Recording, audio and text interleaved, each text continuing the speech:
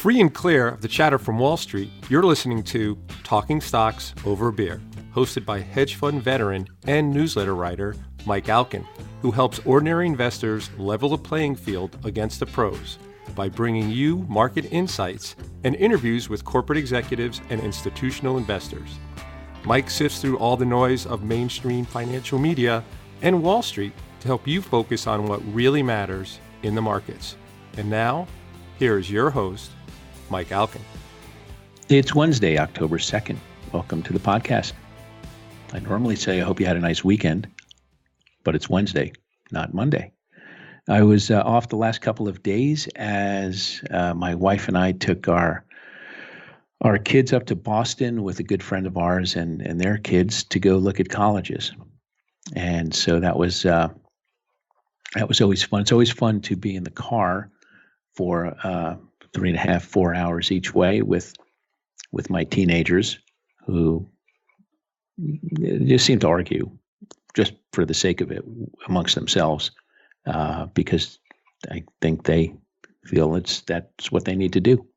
So, and it happens at any time, right? It could be calm listening, and my wife and I like to listen to audiobooks when we drive because the kids have their earbuds in. You know, we try and do the, hey, let's play a game, let's have a family conversation, and you can imagine what teenagers are thinking about that. They're like, yeah, okay. They throw the AirPods in, and you know, one's watching a movie, the other's listening to music, and so of course, my teenage son, who I think if you listen to the podcast, you know, he listens to rap, which drives me out of my mind because it's not even music. But he puts his earpods in. That's the deal. You can listen, and you know, of course, I'm always deleting songs from his playlist because some of them are just crazy. But he and all of his friends listen to it. It's not even music to me, but what do I know? But anyway. But you can hear it, right? So my wife and I are listening to our audiobook, and we're listening to Jack Reacher. This one's The Enemy, the Lee Child series, Jack Reacher, and it's fantastic. If you're not or haven't read the Jack Reacher series, I think there's 24 of them now from Lee Child.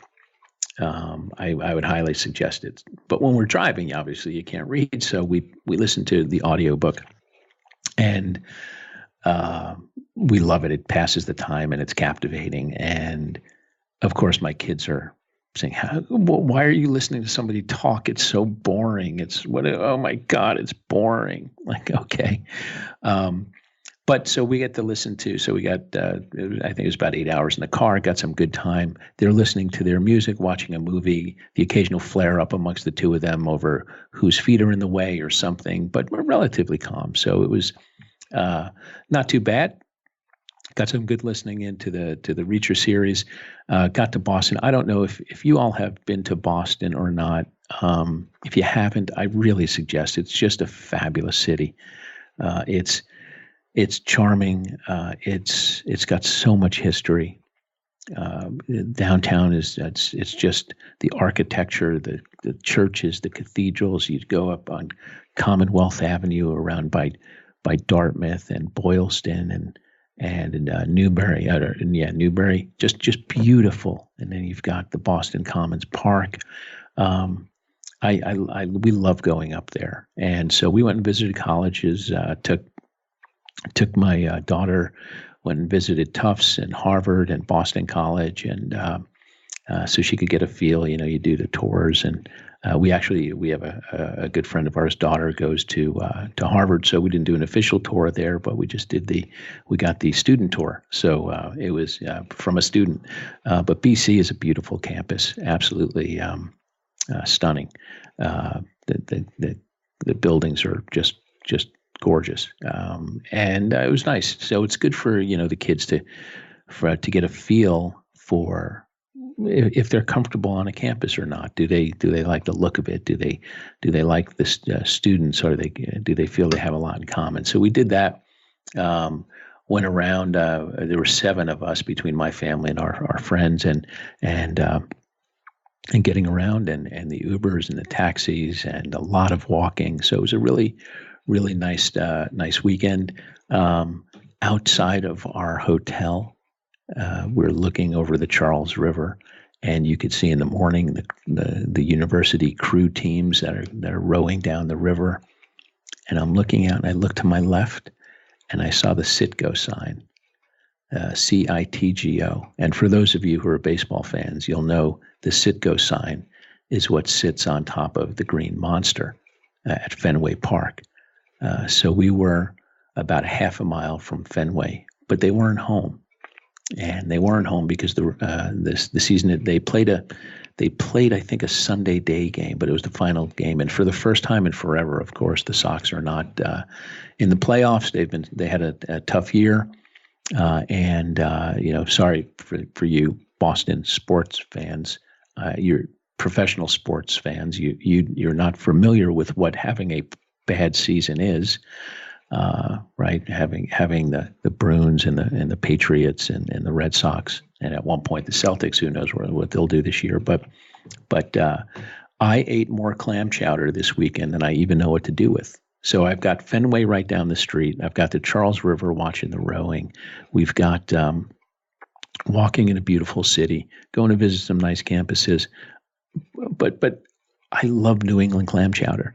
And you try and get it here in New York, and it's awful. And I think it comes out of a can, but I don't know what they do up there. But if you are a seafood lover, and if you like clam chowder, there's no better place. And so my son and I introduced. He's never really been a chowder fan, or chowder, as I should say, and with the Boston accent. But he got into it this weekend. So we would just stop along the way and just get a quick bowl of chowder somewhere, and we try it, we taste it, and now we have a good sense for where in Boston we think has the best chowder.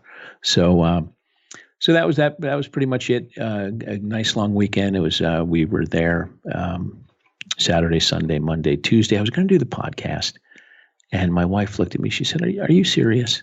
I said, "What?" She said, "We're going to campuses today on Monday." I said, "I know, but I want to get it out." She said, I appreciate that, and that's great, but how often are we here and going to campuses? I said, "Oh, it's only going to be 2 hours. I'll just miss Tufts." She said, "Yeah, but what if that's the one she wants to go to?" I said, "Okay." So occasionally that happens. I like to be consistent if I can on the timing, but it is what it is. So we got that. We are now heading into it was a great week for Jets fans last week, as you know, 0-3, and they had an off week. So we're not 0-4. We could push that off at least for another week. For those Giants fans, Daniel Jones, quarterback out of Duke, the replaced Eli Manning. Looks like they're anointing him. It's so funny, right? We talk about stocks. Remember I talked a few podcasts ago about how sports equate to like talk radio, sports radio equates to like investing. In the first half of the season, the Mets they finished the first half 11 games under 500. Everyone fire Mickey Callaway, fire Brody Van Wagenen, get rid of this guy, trade that guy. Well, in the second half of the year, they were 46-22, I think, or 24, 46-20 maybe. Had a huge second half, not enough to qualify for the wild card. Or to win a division. But they had a great second half of the year, great momentum building. And I don't even care that they didn't make the playoffs. They played hard, they didn't quit, and they had a monster second half. And that's great, right? Games in September were meaningful. But in the first half of the year, right, everyone get rid of them. But the stocks, right, kind of like stocks, right, has a bad quarter or two, all of a sudden stocks down 20, 30, 40%, or and all of a sudden they're terrible, right? And that's where you could go in and pick up some good value. Conversely, you have stocks that have a good quarter or two, or they're a new IPO, and people like the growth and the potential and upside, and they bid these things up to crazy valuations. Well, Daniel Jones was the fifth pick in the draft. He was drafted the fifth, third, I forget. But he's the first round pick of the Giants. I had third, fourth, or fifth. I don't know why I forget that. But Daniel came out of Duke. He's a big kid. He looks like Eli Manning. And they were coached by the same college coaches, David Cutcliffe, who coached Eli at Ole Miss, and Daniel Jones, at Duke. And looks like a real good kid, smart, big, tall, athletic. And he replaced Eli. And he came in and he had a good first game, won the first game down in Tampa, had a great comeback, brought the Giants back from the abyss in that game. And all of a sudden the next week, all of a sudden Daniel Jones became the next Eli Manning. He's become the next Peyton Manning, the sports radio. He's the savior. It's one game. It was one game, right? But immediately his stock got bid up crazy. He was like an IPO with no earnings, right? I mean, think of them: Beyond Meat, Lyft, Uber, Picket, you name it. And all of a sudden, the stock's going parabolic. And that's what it was here on talk radio, whether it was the hosts or it was the people calling in. In the second game, right, they won. They beat the Redskins, had a good 24-3. He had a decent game, and he did okay, but he had a decent game. Threw 3 picks, right? The Giants had a pick 6, so the defense scored, but they won, and he was good. But we don't know what Daniel Jones is going to be. We don't know who he's going to be. He has potential, but the market, the talk radio market, is bidding him up as though he's the next Tom Brady or Drew Brees, right? So things get out of whack sometimes, kind of equated to stocks. But we'll see where it goes. Interesting, at least a little bit of an exciting time. Baseball playoffs are here. Hockey season starts tomorrow night. I know you're going to get sick of me talking about that, but hey, that is what it is, controversy. So anyway, let's get back to the show. And I'm going to talk about controversy. I'm going to bring on a guest now where we're going to talk about somebody who is going to talk about the moral case for fossil fuels, what it is and why it matters. And we're going to bring on Don Watkins, who is the director of research at the Center for Industrial Progress. And he edited that book, The Moral Case for Fossil Fuels, written by Alex Epstein, and has a very interesting take about fossil fuels and the role they play and why they matter. And I'm sure that's going to ruffle some feathers, but let's see what Don has to say. Don Watkins, the Director of Education at the Center for Industrial Progress. Welcome to the podcast. Hey, great to be here. So as you and I just met, and we were just talking before we hit the record button, that it's always nice to have someone who's not popular when it comes to dinner table conversations regarding the environment. As somebody who runs a nuclear power hedge fund, you can imagine that I have my share of people look at me with a frown. And as the Director of Education for the Center for Industrial Progress, I would assume that who advocates the moral case for fossil fuels, I would think you find yourself in that same boat sometimes. Well, it's funny. I have a lot of controversial ideas, but I very rarely find that it makes me unpopular at dinner. And I think one reason why is because the way that we typically talk about ideas in this country and probably the world is that people tend to shout their conclusions at each other. And one of the things that brought me to my conclusions is my interest in philosophy, which is all about how do you think about issues. Mm-hmm. And I find that if you share with people how you think about an issue and share with them the process that led you to your conclusion, if you start off in a very relatable place and then show them step by step how it led to your conclusion, then even if they don't agree with you, they can really they're definitely more open to it, and it's more relatable how you could be led to a conclusion that if you just heard it announced initially, they would lash out emotionally. But if you don't do that and you share your thought process, I find you get a very different reaction. That's very interesting. I'm going to do that next time because I try that way, and I start out that way, but I don't last that long. So I'm going to have to use. But I'm going to take that approach. So let's talk about explain what you guys do at the Center for Industrial Progress, and talk about what your goals are and what your view is, and what the issues are, and how you guys think about them. So the Center for Industrial Progress is a for-profit think tank focused on energy and environmental issues that was founded by Alex Epstein, who's the author of The Moral Case for Fossil Fuels. And Alex's background is in philosophy, and we actually worked at a nonprofit together many years ago before either of us became interested in energy, where we were writing about every topic you could imagine.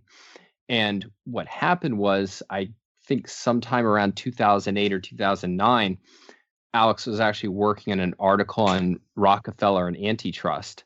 And as part of that, he started researching the history of energy and just became really flabbergasted that, like, he had gone to, some of the best schools in the country and had never really been taught the value of energy, let alone the unique value of hydrocarbons in being able to provide affordable, reliable energy. And so that sent him on a journey that has led to the creation of our organization, which really has one fundamental goal, which is to help people think more clearly about energy and environmental issues. And so, I mentioned philosophy. That's kind of our first love. And Alex's view is that if you look at the energy debate, the level of thinking, the quality of thinking, even by very, very smart people, is, let's just call it, not as impressive as you would want it to be. So let me just give you two examples. One is, just think of how biased it is. That in our discussion, how often do we hear only positives about solar and wind and only negatives about fossil fuels and nuclear? Mm-hmm. And so even if whatever your conclusion, that being biased is not going to enable you to reach the right conclusion. And then if you think there's an incredible amount of what you could call sloppiness in the discussion. So we'll take something from nuclear, right? Nuclear has radiation. Well, it makes a big difference what the level of that is, right? Like, there's background radiation that might even be generally good for us, let alone contrasted with something very concentrated. And then you would have to think, well, what kind of radiation does nuclear actually expose us to? And, I would feel completely 100% safe living right next door to a nuclear plant. Mm-hmm. If you think about in the fossil fuel realm, something like, are you a climate change denier? Do you believe in climate change? Well, that's an incredibly imprecise question, because it makes a big difference between your view being that, yes, CO2 has a warming impact that we can adapt to and that will not be catastrophic, versus it is going to be runaway and catastrophic. Those are two very different views. And if you just say that, and if you say that people who deny this catastrophic view are denying climate change, that is going to completely wreck your ability to think clearly about the issue. And so our view is that we want to help people think more clearly about energy issues. And then the people with whom we agree on our views, we want to help them be more persuasive. And so a lot of what we do is work with companies when we agree with them on policy conclusions and help them be more persuasive to their stakeholders. It's interesting, you said earlier, Alex had gone to all great schools, but never really learned about energy, right? And I, for years and years and years, in my business, in the hedge fund business, I occasionally would look at energy companies, oil and gas companies, coal, you name it, but without really thinking about the impact of energy. It was more analyzing a company and an industry. But over the last several years, I've really started to think about energy. And when you think about it, it really is the foundation for everything we have, everything we do, and how impactful it is on our daily lives, and how it brings billions of people out of poverty. And it brings, look at China, look at India as an example, where it brings them out of poverty, brings them into livable standards. And yet the means by which they've done so is not something that environmentalists would applaud, right? Because they've gotten there because of coal generating power. And so when I was reading what you guys do, and I think about the environmentalists and the issues and how they think about it, it seems their goal is to really minimize human impact. Whereas it seems the way you guys come about this and think about energy is how to maximize human flourishing. Could you talk about your views on that? Yeah, so in any human activity, you need to be clear on your goal. What are you actually trying to achieve? And if your goal is to help human beings flourish, that is to live in the best way possible, then one of the things you'd think about is, well, how do we do that? What distinguishes places in the world or times in the world where we have done that, where human beings have flourished from times when they haven't? And so, historically, human beings have had an average lifespan of about 30, incredibly low economic standard of living. Starvation was a regular feature of human life. And for much of the world today, that is no longer true. And what changed? What was precisely our ability to harness energy. Because if you think about energy, it is really one way to think about it is machine calories, that it powers machines who will do our work for us, therefore making us many, many more times productive than we would otherwise be, and therefore far, far better off than we otherwise would be. So another way to think about it that Alex will often put it is energy is the industry that powers every other industry. Mm-hmm. And so when you get energy right, you make everything else in life better. And if you get your choices wrong, you make everything else in life worse. And now if you look at the people involved in the leadership of the green movement and think, well, what are they trying to achieve? That every practical form of energy, every form of energy that has actually been proven to power a civilization, and essentially that is fossil fuels, and then to a lesser extent nuclear and hydro. Nuclear, I think in large part just because it hasn't been given a chance politically. Mm-hmm. Yeah. But and of course it has certain limitations in terms of you can't drive a nuclear car, at least not today. But in any case, they oppose every practical form of energy, and you would think, well, like that would have devastating consequences. And so why are they ignoring those devastating consequences and just kind of brushing it aside and say, oh, don't worry, these speculative forms of energy like like wind and solar, don't worry, we can ban every form of energy, and these ones that have never been proven to run a society, they'll be there to pick up the slack. It's because they're not really focused on human flourishing. And, this is not a conspiracy theory, or it should not be a real surprise, because they say it openly, in the major works of environmentalism, that their view is that what nature gave us is this perfect planet that if we just didn't interfere with it too much would take care of us like the Garden of Eden. And then we trampled on it and it impacted it. And therefore nature is coming back to punish us. That's assuming nature is predictable. Yeah. Well, I mean, they treat nature in effect as this kind of sentient God that we owe allegiance to. And therefore, if that's your view of what nature is, then you would think that, well, we shouldn't impact it. But what nature actually is it has a lot of potential, but that potential has to be tapped through human transformation. And so what I support is our freedom to transform nature. And the number one thing that you need in order to transform nature on the scale that allows human beings to flourish at the greatest level is the freedom to produce and use energy. It's interesting when I look at the issues, I think about the green movement, and I think about how so much of the growth in renewables, wind and solar, is driven by government subsidies, government interference, if you will, the government trying to put its will on the people. And it's interesting to me because instead of letting it grow organically through technological improvements and through just change and through innovation, it's being fed almost like GMO is being fed GMO seeds, right? So it's inorganic, and you don't have that innovation. I look at countries like Germany, who after Fukushima decided they were going to do away with nuclear power, and now they've spent, $750 billion to on a renewable project that has done nothing but cause the price of electricity to increase 4 times, and their CO2 emissions are the same.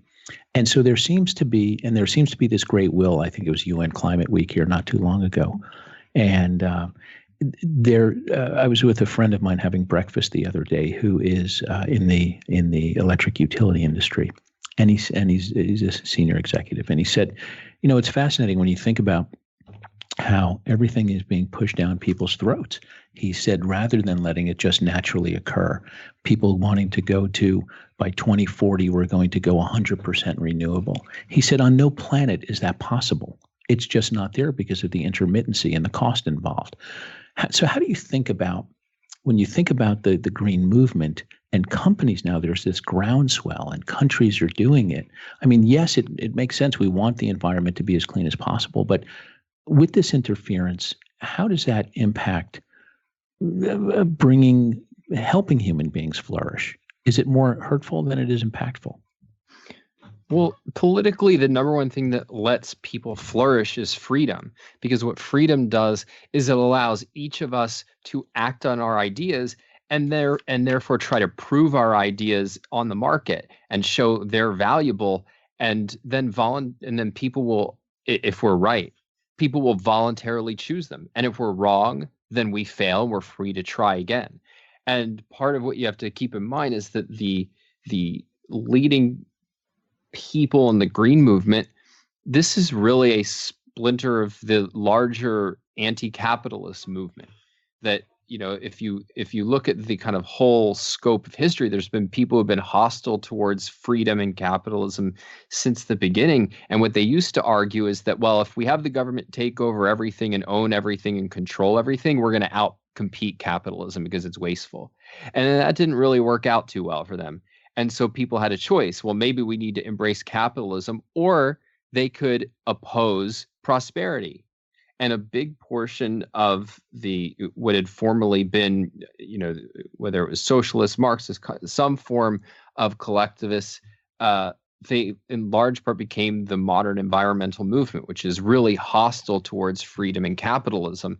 And that's not to say that all of the people who call themselves green today are Marxists, but there's an underlying hostility towards freedom. And if you think about something like the Green New Deal, this is a totalitarian takeover of our energy economy, where we're going to have central planners tell us the kind of energy we're going to use. And as bad as that is, it's just a more consistent form of what we've been doing in the energy space for a long time, which is that there is a lot of government deciding what forms of energy should we be using, should we not be using. Now, I think that should be left up to individuals.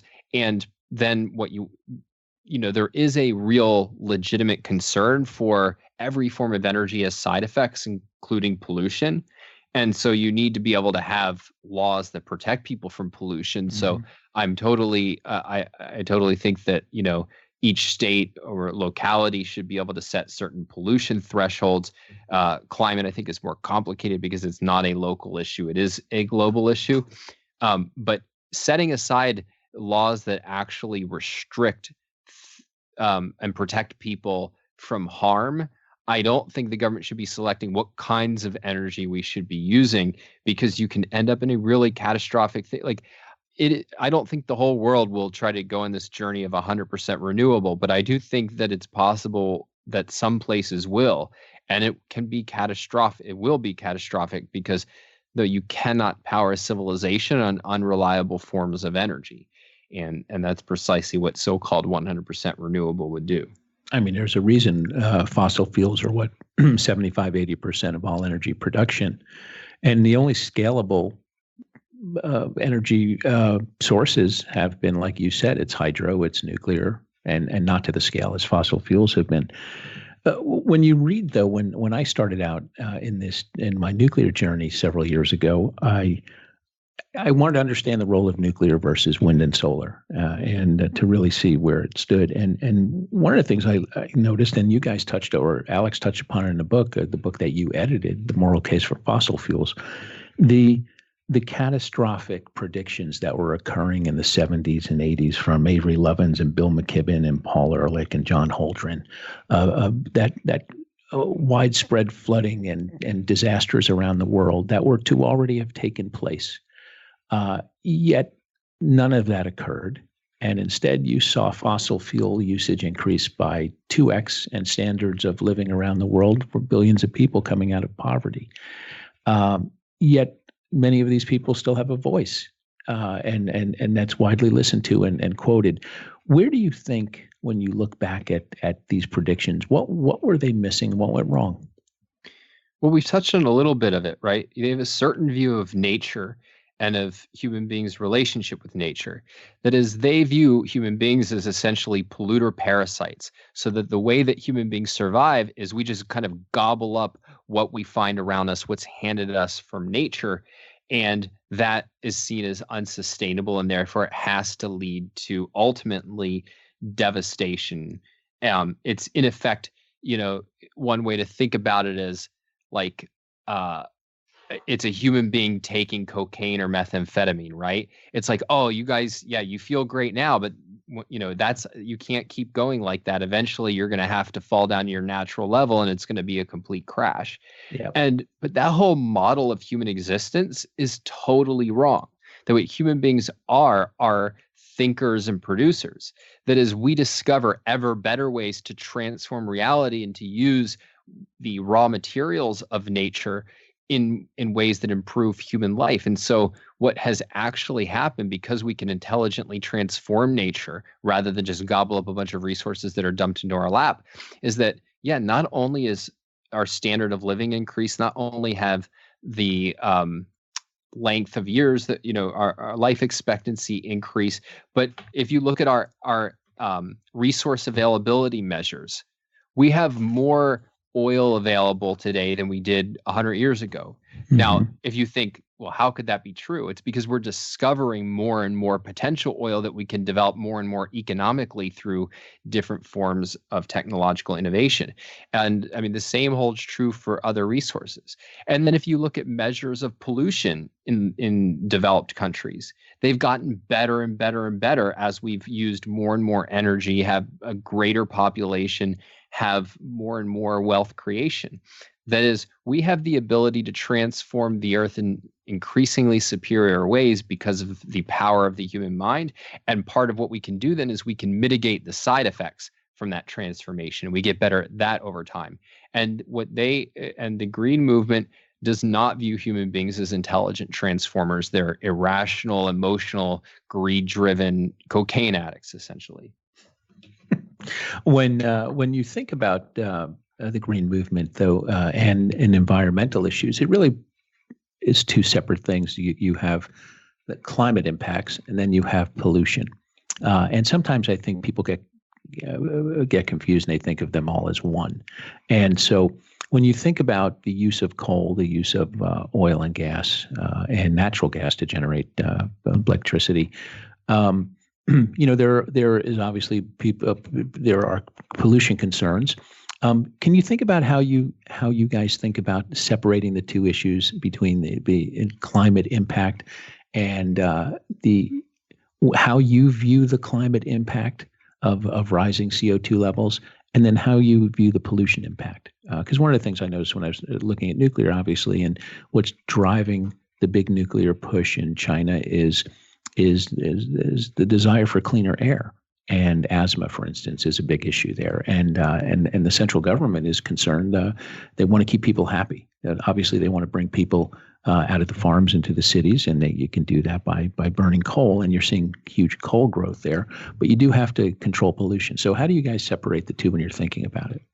Well, I mean, one way that we separate is that you want to always distinguish between demonstrated and speculated impacts, right? And we have demonstrated negative health impacts from certain kinds of pollution, whether that's certain levels of mercury, certain levels of particulate matter. Now, I think that actually a lot of the science that we're given about those is exaggerated, but they're nevertheless real established threats. And one of the things that we've been able to do in developed countries is very effectively reduce those as we use more energy. And if you look at the coal industry, it's gotten increasingly good at reducing those side effects. And one of the things that's happened that we've seen in China is, there's a reason they use coal, and the fact, and because they've used coal, because it's so affordable, they have, despite the pollution, increased life expectancy dramatically over the last few decades. Now, you want to search for what's the most affordable, healthy way that you can do things. And I think China had more affordable options to use coal in more intelligent ways. But, it was an authoritarian government, not one that was really concerned with the well-being of its citizens. And so I think it made a lot of mistakes. But that's very different from the issue of climate in this respect. So the issue of climate, it's, you often hear carbon pollution, which is a completely nonsensical term if you're going to attach precise meanings to things, because CO2 is a inherent part of life that is something we expel and that is beneficial to something that we depend on, which is plants. Yeah. And so the real question is, when we give off CO2 through the burning of hydrocarbons, that has a certain warming impact on the planet. And the question is, what is the magnitude of that impact, and how does that overall influence human life?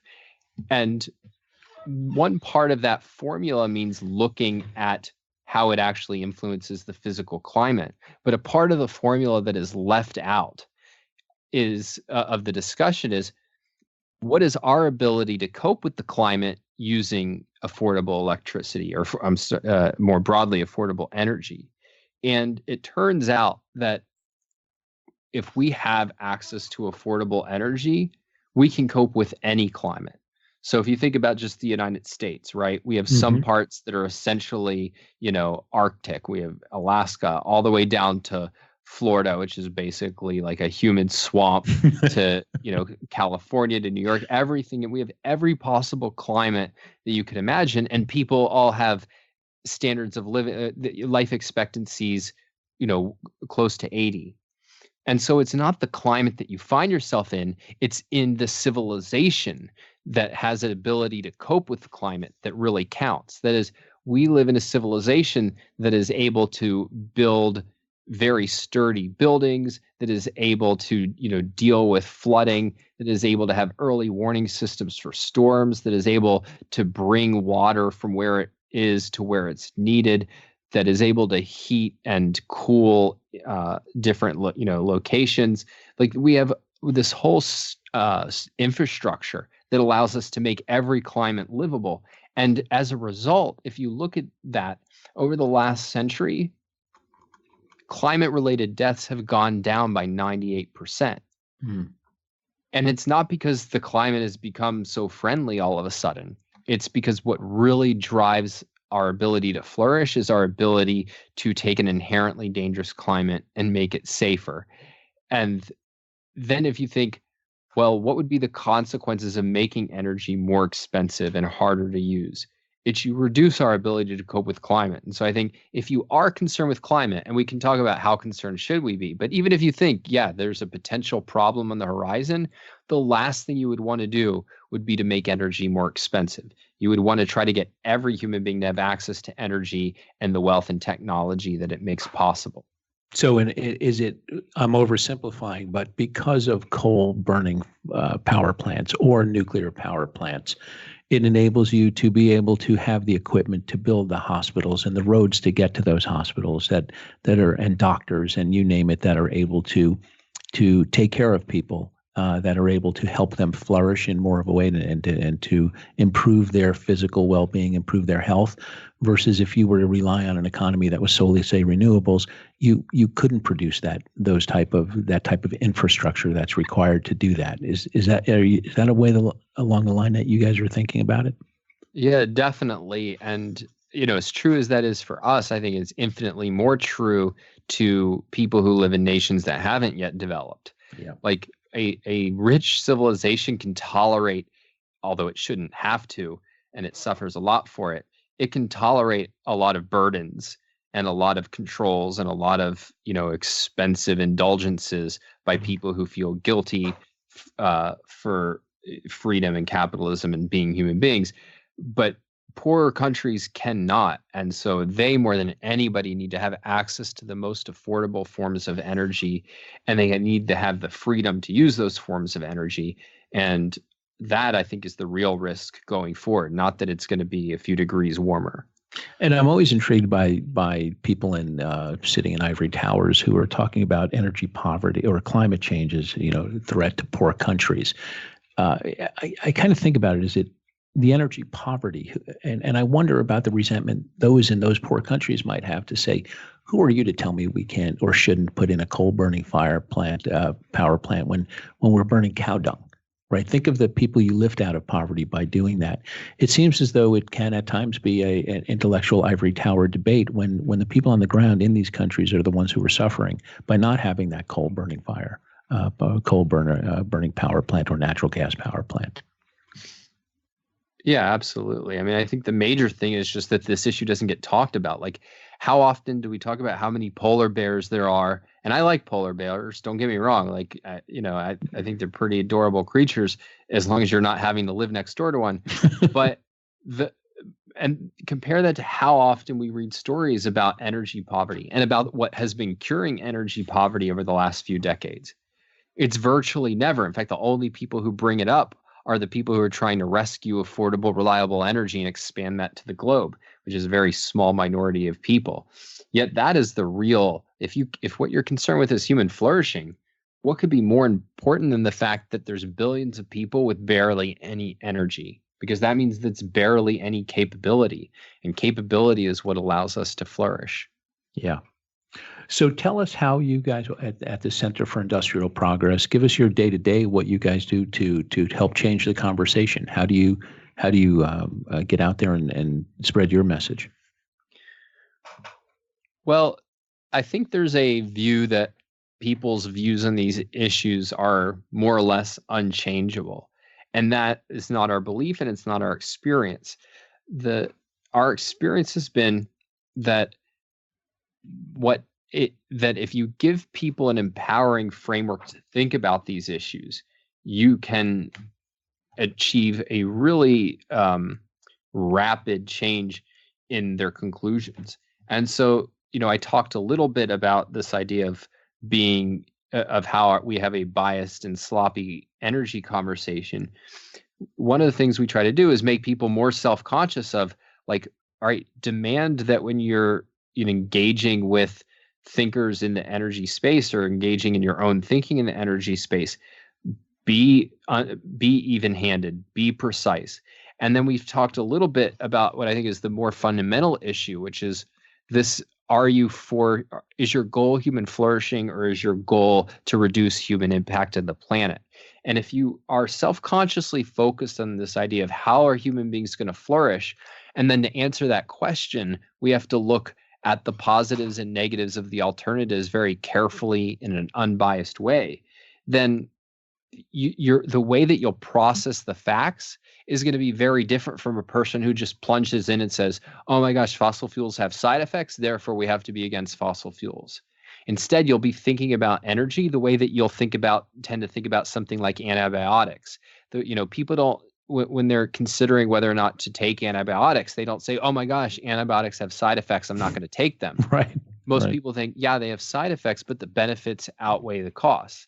And that's really the attitude that one should have, I think, once one explores the issue of something like fossil fuels or nuclear and hydro where it's available, is that these are vastly superior, taking into account the benefits and the costs. And so, through our kind of public work, which is things like Alex's book, The Moral Case for Fossil Fuels, and then our work with energy companies, a lot of what we're trying to do is get people focused on, let's agree on a framework for thinking about these issues. Let's agree on aiming at human flourishing and being even-handed and precise, and then let's discuss the facts. And that has been transformative and much more effective than just shouting conclusions. It's interesting. With Climate Week here, you had a lot of the big oil companies in town in New York, and you're seeing a lot of discussion come out of them talking about how renewables are so important. How are they handling this metamorphosis? Because they had to deal with coal going to natural gas, and at one point in time, way back when they were in the nuclear power industry, but they've had to go through changes. How are they typically dealing with these changes? Because it's a big threat, obviously, to what they do, and there's such a strong push against what they do. So how do you advise them? or what do you advise them? Well, one thing I would say is stop doing what they've been doing, because if you think about we for decades, solar and wind, and then their partisans in the green movement have saying like, we want to ban fossil fuels and we want to replace them with this other form of energy. And it's a form of energy that would be catastrophic if we had to rely on it, because you cannot power a civilization through unreliable energy. Yeah. Now, what has the fossil fuel industry done? Well, I mean, take an analogy. Imagine you're Steve Jobs and you created the iPhone. It's the best phone ever. And then you have a bunch of people who say, no, we need green phones. And so they break out their paper cups with, a piece of string attached to them. And they say, we're going to ban phones, but don't worry, you can have a communicating society with paper cups and string. And imagine if Steve Jobs said, well, hey, you know what? Yeah, we'll transition to that, but it's just going to take more time.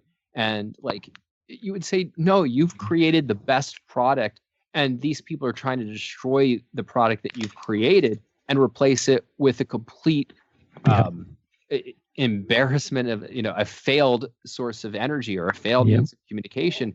Then you need to be at the forefront of coming out there and letting the public know that, no, these are not successful forms of energy. But when people hear the hydrocarbon industry itself saying, yeah, the future is solar and wind, and they're pretty good, and not pointing out that these are unreliable forms of energy. They make energy more expensive. They make the grid more dangerous and more unreliable and susceptible to blackouts. Like, when they don't hear that, even from the competitors, then, I mean, what are people supposed to conclude? Then, yeah, well, I guess the green movement's right, that we can just rely on wind and solar. And I think that, hopefully this latest election will be a real wake-up call, because I think there's been this kind of dismissive attitude of, well, people need us, so we don't have to say anything. But the fact is that if you don't say anything, people don't know that they actually need you. And we are months away from the real possibility that there will be people in this country who want to outlaw fossil fuels and even throw fossil fuel leaders in jail. That is what people who could be president are publicly committing themselves to. And that has to be taken seriously. And you can't be afraid to say, look, our so-called competitors cannot compete. And the only way they can compete is by making it illegal for us to compete. Fascinating. We could talk all day, Don. It's really interesting stuff. I appreciate you coming on. It was nice meeting you, and I really recommend reading Alex's book. It was very enlightening, and I've been looking at your website, and you guys do some very thoughtful work. And at least, like you said, it opens it up for debate. And those who want to listen to the other side, you guys make some very strong arguments. So thanks for taking the time to visit with me. It's been a pleasure. All right. We'll speak soon. Well, I hope you enjoyed my conversation with Don Watkins. First time I've spoken with Don. Somebody reached out to me randomly via email and said, hey, do you know him? I said, no. Are you familiar? And I think I was familiar with the Center for Industrial Progress. I think, in my research along the way, there's some things that you just don't remember. But we got connected. I read Alex's book. It makes you think about certain things. And then I was reading some of the stuff Don did. I listened to some interviews, and I thought he would be somebody that you guys would enjoy listening to. So hope you enjoyed the podcast, and I'll be back next Monday. Have a good weekend. Thanks. The information presented on Talking Stocks Over a Beer is the opinion of its hosts and guests. You should not base your investment decisions solely on this broadcast. Remember, it's your money and your responsibility.